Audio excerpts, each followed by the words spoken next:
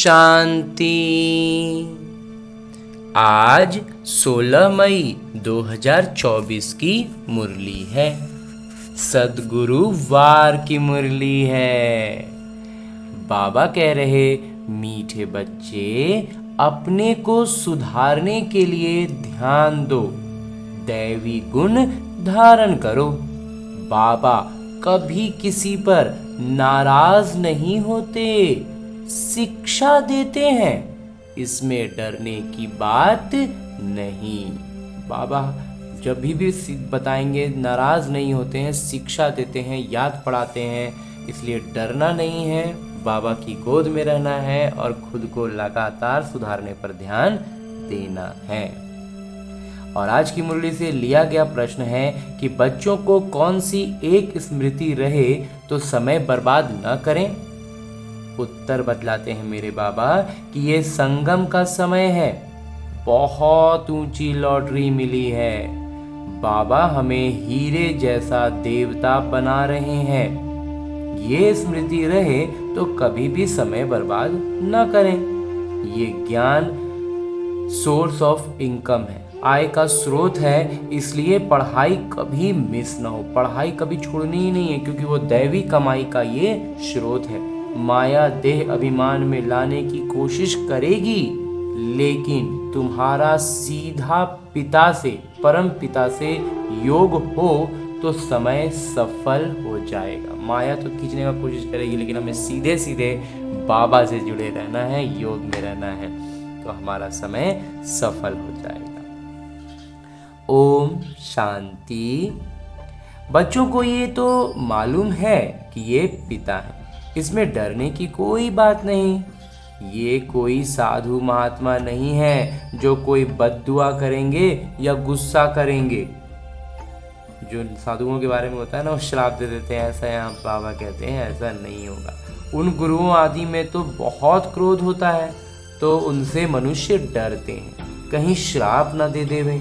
यहाँ तो ऐसी कोई बात नहीं, बच्चों को कभी डरने की बात नहीं। बाबा से डरते वो हैं जो खुद चंचल होते हैं। वो लौकिक पिता तो गुस्सा भी करते हैं, यहाँ तो बाबा कभी गुस्सा आदि नहीं करते। वो परम पिता हैं, वो इतने शांति के वो सागर हैं कि वो क्रोध करेंगे ही नहीं ना, वो करेंगे ही नहीं क्रोध। इसलिए डरना नहीं है, लेकिन श्रीमत भी छोड़नी नहीं है। समझाते हैं, अगर बाबा को याद नहीं करेंगे तो विकर्म विनाश नहीं होंगे, अपना ही जन्म जन्मांतर के लिए नुकसान करेंगे। बाबा तो समझ देते हैं, आगे के लिए सुधर जाए। बाबा बार बार इस बात की चेतावनी देते हैं कि आगे के लिए सुधरो। बाकी ऐसे नहीं कि बाबा नाराज होते हैं, बाबा नाराज नहीं होते, बाबा तो समझाते रहते हैं।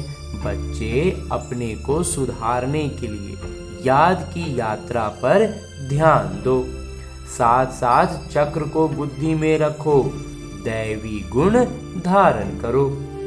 याद है मुख्य, सबसे आगे आगे रहेगा याद, फिर चक्र बुद्धि में चलेगा और गुण दैवी गुण धारण करने। बाकी सृष्टि का ज्ञान तो बहुत साधारण है, वो है सोर्स ऑफ इनकम, आय का स्रोत वही है, परंतु उनके साथ दैवी गुण भी धारण करने हैं।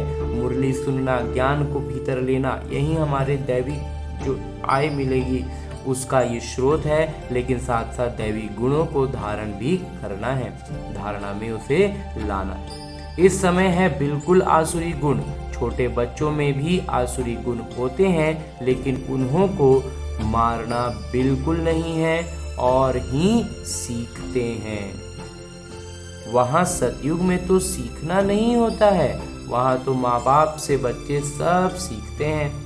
बाबा गरीबों की बात करते हैं।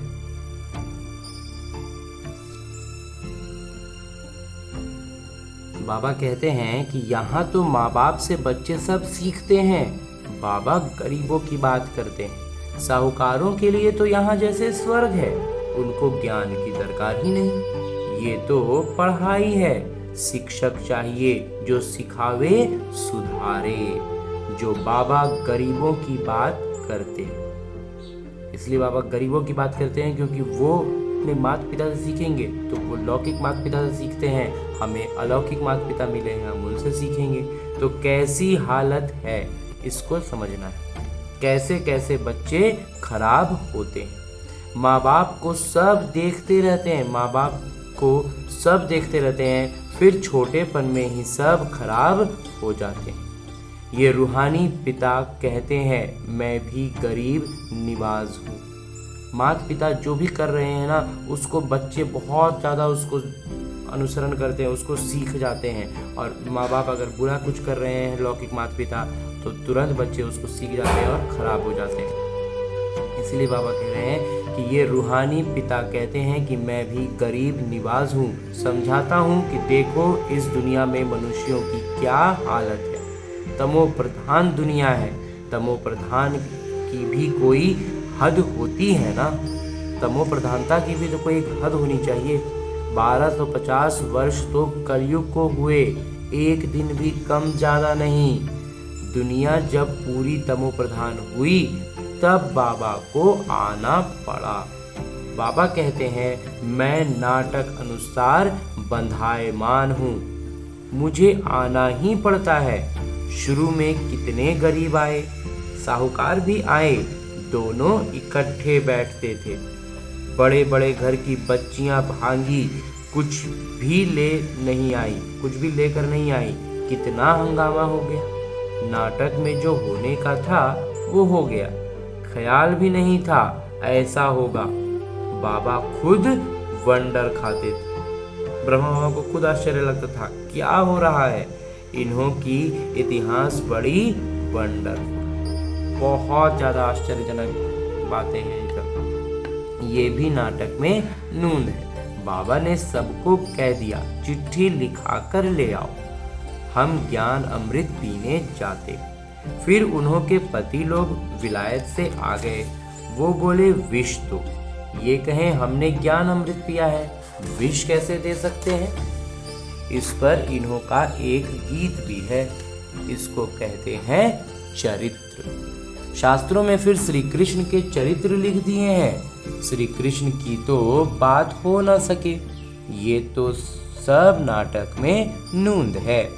नाटक में ये सब होता है, हंसी कुड़ी आदि आदि, हंसी ठिठोली सब होता है। ये तो दोनों पिता कहते हैं हमने कुछ भी नहीं किया।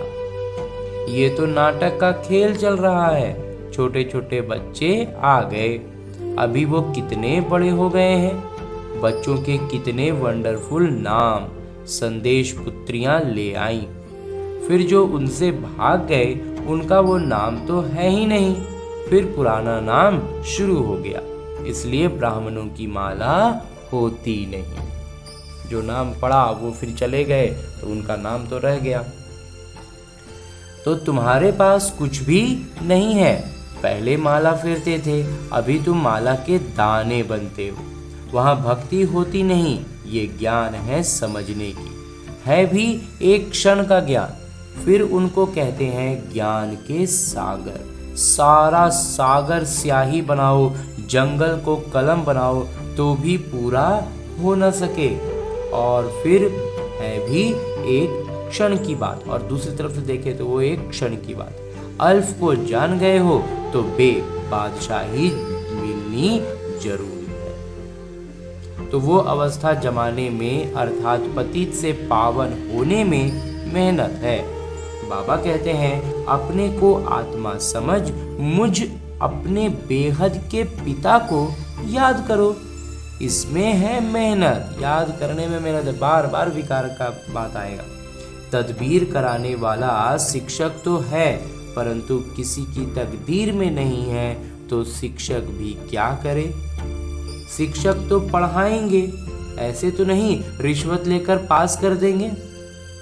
ये तो बच्चे समझते हैं कि ये बाप दादा यानी माता पिता दोनों इकट्ठे हैं। ढेर बच्चियों की चिट्ठियां आती हैं बाप दादा के यानी माता पिता के नाम पर। शिव बाबा केयर ऑफ प्रजापिता ब्रह्मा, बाबा से वर्षा लेते हो इस दादा द्वारा। त्रिमूर्ति में है, ब्रह्मा द्वारा स्थापना कराते हैं। ब्रह्मा को रचयिता नहीं कहेंगे, बेहद के रचयिता तो वो पिता ही हैं। प्रजापिता ब्रह्मा भी बेहद के हो गए। प्रजापिता ब्रह्मा हैं तो बहुत प्रजा हो जाएगी। सब कहते हैं ग्रेट ग्रेट ग्रैंडफादर, दादा परदादा। शिव बाबा को ग्रेट ग्रेट ग्रैंडफादर नहीं कहेंगे, वो तो सभी आत्माओं के पिता हो गए, वो तो सबके पिता ही रहेंगे। तो आत्माएं सभी भाई भाई हैं, फिर बहन भाई होते हैं। बेहद के सीजरे का हेड प्रजापिता ब्रह्मा हो गए। जैसे बिरादरी का सीजरा होता है ना, ये है बेहद का सीजरा। आदम और बीबी, एडम और ईव किसको कहते हैं? ब्रह्मा सरस्वती को कहेंगे। अब सीजरा तो बहुत बड़ा हो गया है, सारा झाड़ जड़ जड़ी भूत हो गया, पूरा वृक्ष एकदम जड़ जड़ी भूत अवस्था में। फिर नया चाहिए, इसको कहा जाता है वैरायटी धर्मों का वृक्ष। वैरायटी फीचर्स हैं, भिन्न भिन्न तरह के फीचर्स हैं, लक्षण हैं, एक न मिले दूसरे से, सबके लक्षण अलग अलग हैं। हर एक की इक्विटी का किरदार एक न मिले दूसरे से, सबका ऐसा किरदार ही है कि एक दूसरे से नहीं मिलेगा। ये बहुत गुह्य बातें हैं, छोटी बुद्धि वाले तो समझ ना सकें, बहुत मुश्किल है। हम आत्मा छोटी बिंदी हैं, परमपिता परमात्मा भी छोटी बिंदी हैं, यहाँ बाजू में आकर बैठते हैं। आत्मा कोई छोटी बड़ी नहीं होती है, माता पिता दोनों को इकट्ठा किरदार वाले वंडरफुल हैं। यहाँ माता पिता इकट्ठे हैं और ये किरदार उनका जो है बहुत वंडरफुल है। बाबा ने ये रथ बड़ा अनुभवी लिया है, बाबा खुद समझाते हैं ये भाग्यशाली रथ है। इस मकान अथवा रथ में आत्मा बैठी है। हम ऐसे पिता को किराए पर अपना मकान व रथ दे देवें तो क्या समझते हो? इसलिए इनको भाग्यशाली रथ कहा जाता है, जिसमें बाबा बैठ तुम बच्चों को हीरे जैसा देवता बनाते हैं। पहले थोड़े ही समझते थे, बिल्कुल तुच्छ बुद्धि थे। अभी तुम बच्चे समझते हो तो फिर अच्छी रीति पुरुषार्थ भी करना चाहिए, समय बर्बाद नहीं करना चाहिए। स्कूल में समय बर्बाद करने से अनुत्तीर्ण हो जाएंगे। बाबा तुमको बहुत बड़ी लॉटरी देते हैं। कोई राजा के घर जन्म लेते हैं तो जैसे कि लॉटरी मिली ना, कंगाल हैं तो उनको लॉटरी थोड़ी ही कहेंगे। ये है सबसे ऊंची लॉटरी, इसमें समय बर्बाद नहीं करना चाहिए। बाबा जानते हैं माया की बॉक्सिंग है, घड़ी घड़ी माया देह अभिमान में लाती है। तुम्हारे पिता के साथ डायरेक्ट योग है, हमारा सीधे सीधे परम पिता से योग लगता है, हम उनसे जुड़े हैं, उनकी याद में रहना है। इस बात को हमें स्मृति में रखना है। सम्मुख बैठे हैं ना, इसलिए यहाँ रिफ्रेश होने आते हो नाटक अनुसार। बाबा कहते हैं मैं तुमको जो समझाता हूँ वो धारण करना है। ये ज्ञान भी तुमको अभी मिलता है, फिर प्रायः लोप हो जाता है। ढेर आत्माएं चली जाती हैं शांति धाम, फिर आधा कल्प के बाद भक्ति मार्ग शुरू होता है। आधा कल्प से तुम वेद शास्त्र पढ़ते आए, भक्ति करते आए हो। अब मूल बात समझाई जाती है कि तुम पिता को याद करो तो जन्म जन्मांतर के विकर्म विनाश हो। ये ज्ञान है सोर्स ऑफ इनकम। ये जो ज्ञान हमें बाबा देते हैं, ये मुरली जो हम सुनते हैं, ये हमारे अलौकिक कमाई का स्रोत है। इससे तुम पद्मा पदम भाग्यशाली बनते हो, स्वर्ग के मालिक बनते हो, वहाँ तो सब सुख है। बाबा याद दिलाते हैं तुमको स्वर्ग में कितने अपार सुख दिए हैं, तुम विश्व के मालिक थे, फिर सब गंवा दिया। तुम रावण के गुलाम बन गए। राम और रावण का कितना ये वंडरफुल खेल, ये फिर भी होगा। ये हर कल्प में बाबा कहते हैं होगा। अनादि बना बनाया खेल है। स्वर्ग में तुम सर्वदा स्वस्थ समृद्ध रहते हो। यहाँ तो मनुष्य सर्वदा स्वस्थ, यहाँ तो मनुष्य को स्वस्थ बनाने के लिए कितना खर्चा करते हैं, वो भी एक जन्म के लिए। और कितना भी कर लें वो एक ही जन्म रह पाएगा। तुमको आधा कल्प सर्वदा स्वस्थ बनाने में क्या खर्च होता है? एक नया पैसा भी नहीं। देवताएं सर्वदा स्वस्थ हैं ना। तुम यहाँ आए हो सर्वदा स्वस्थ बनने के लिए।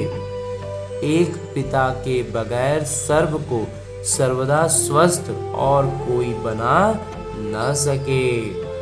तुम अभी सर्वगुण संपन्न बन रहे हो। अभी तुम संगम पर हो। बाबा तुमको नई दुनिया का मालिक बना रहे हैं। नाटक की योजना अनुसार जब तक ब्राह्मण न बने तब तक देवता बन न सके। जब तक पुरुषोत्तम संगम युग पर बाबा से पुरुषोत्तम बनने न आए तो देवता बन न सकें। जब तक बाबा के सम्मुख नहीं आएंगे, बाबा की बातों का श्रीमत पर पालन नहीं करेंगे, धारणा में नहीं आएंगे, बाबा कहते हैं वो ब्राह्मण नहीं हुए। और ब्राह्मण नहीं बनेंगे तो देवता बन न सके। अच्छा, आज बाबा ने रूहानी अभ्यास भी सिखाई, ज्ञान भी सुनाया, बच्चों को सावधान भी किया। गफलत नहीं करो, उल्टा सुल्टा बोलो भी नहीं, शांति में रहो और बाबा को याद करो। अच्छा, मीठे मीठे सिकिलते बच्चों प्रति माता पिता बाबा का याद प्यार और आशीर्वाद। रूहानी बाबा की रूहानी बच्चों को नमस्ते। हम रूहानी बच्चों की ओर से रूहानी माता पिता को याद प्यार और प्रणाम। धन्यवाद बाबा, धन्यवाद। मुरली के लिए भी धन्यवाद और इस अनूठे अलौकिक ब्राह्मण जीवन के लिए भी बहुत बहुत बहुत धन्यवाद बाबा, बहुत धन्यवाद। और आज की मुरली से लिए गए वो प्रमुख बिंदु जिन्हें हमें अपने ब्राह्मण जीवन में धारण करने हैं, उनमें पहला बिंदु है कि विकर्म विनाश कर स्वयं को सुधारने के लिए याद की यात्रा पर पूरा ध्यान देना है, दैवी गुण धारण करने हैं। दूसरा है कि देवता बनने के लिए संगम युग पर पुरुषोत्तम बनने का पुरुषार्थ करना है। गफलत में अपना समय बर्बाद नहीं करना है। और आगे मेरे बाबा वरदान दे रहे हैं। वरदान देते हुए मेरे बाबा कहते हैं, ज्ञान के श्रेष्ठ खजानों को महादानी बन दान करने वाले ज्ञान सागर भव। ज्ञान के श्रेष्ठ खजानों को जब हम दान करने वाले महादानी होंगे तो बाबा कहते हैं हम ज्ञान के सागर होंगे। जैसे बाबा ज्ञान के सागर हैं, ऐसे ज्ञान सागर बन सदा औरों को ज्ञान का दान देते रहो। ज्ञान का कितना श्रेष्ठ खजाना आप बच्चों के पास है। उसी खजाने से भरपूर बन याद के अनुभवों से औरों की सेवा करो। जो भी खजाने मिले हैं महादानी बन उनका दान करते रहो, क्योंकि ये खजाने जितना दान करेंगे उतना और भी बढ़ते जाएंगे। महादानी बनना अर्थात देना नहीं बल्कि और भी भरना। जितना ज़्यादा देंगे, जितना ज़्यादा देने के लिए हाथ उठाएंगे उतना ज़्यादा हमारा भरपूर होता जाएगा, भरता जाएगा।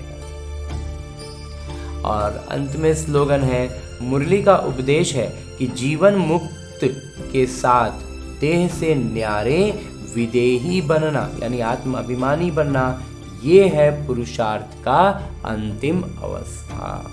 जीवन मुक्त भी हो जाए और देह से न्यारे आत्म अभिमानी बन जाए। यही होगा पुरुषार्थ का आखिरी अवस्था। और आज मातेश्वरी जी के मधुर महावाक्य हैं, मम्मा की मीठी बातें हैं। मम्मा कहती हैं कि गुप्त वेशधारी परमात्मा के आगे कन्याओं माताओं का सन्यास। अभी दुनियावी मनुष्यों को ये विचार तो आना चाहिए कि इन कन्याओं माताओं ने सन्यास क्यों लिया है। ये कोई हठ योग या कर्म सन्यास नहीं है, परंतु बिल्कुल सहज योग, राजयोग, कर्म योग सन्यास जरूर। राजयोग युक्त होकर के कर्म करते हुए सन्यास। परमात्मा खुद आए, जीते जी देह सहित देह के सभी कर्मेंद्रियों का मन से सन्यास कराते हैं, अर्थात 5 विकारों का संपूर्ण सन्यास करना जरूर है। परमात्मा आए, कहते हैं दे दान तो छूटे ग्रहण। अब माया का ग्रहण जो आधा कल्प से लगा हुआ है, इससे आत्मा काली यानी पतित बन गई है। उनको फिर से पवित्र बनाना है। देखो देवताओं की आत्माएं कितनी पवित्र और चमत्कारी हैं। जब सोल पवित्र है, आत्मा पवित्र है, तो तन भी निरोगी पवित्र मिलता है। अब ये भी सन्यास तब हो सकता है जब पहले कुछ चीज मिलती है। गरीब का बालक साहूकार की गोद में जाता है तो जरूर कुछ देख गोद लेता है, परंतु साहूकार का बालक गरीब की गोद में नहीं जा सकता। तो यहाँ ये कोई अनाथ आश्रम नहीं है। यहाँ तो बड़े बड़े धनवान, कुलवान माताएं, कन्याएं हैं, जिन्हों को दुनियावी लोग अब भी चाहते हैं कि घर में वापस आ जाएं। परंतु इन्होंने क्या प्राप्त किया जो उस मायावी धन पदार्थ अर्थात सर्वस्व संन्यास किया है? तो जरूर उनसे उन्हों को ज्यादा सुख शांति की प्राप्ति हुई। तभी तो उस धन पदार्थ को ठोकर मार दी है। जैसे राजा गोपी चंद ने अथवा मीरा ने रानी पने का अथवा राजाई का सन्यास कर लिया। जो मीरा थी वो रानी थी, लेकिन उन्होंने अपने रानी के जो वैभव होता है उसको त्याग दिया था। गोपी चंद एक राजा थे, उन्होंने अपने राजा का वैभव छोड़ दिया था। तो ये है ईश्वरीय अतीन्द्रिय अलौकिक सुख, जिसके आगे वो दुनियावी पदार्थ तुच्छ हैं। उन्हों को ये पता है कि इस मरजीवा बनने से हम जन्म जन्मांतर, इस जन्म में मरजीवा बनेंगे तो हम जन्म जन्मांतर के लिए अमरपुरी की बादशाही प्राप्त कर रहे हैं। तभी भविष्य बनाने का पुरुषार्थ कर रहे हैं। परमात्मा का बनना मतलब परमात्मा का हो जाना, सब कुछ अर्पण कर देना, फिर वो रिटर्न में अविनाशी पद दे देते हैं। फिर वो पद दे देते हैं, हमें तो अपना सब कुछ दे देना है।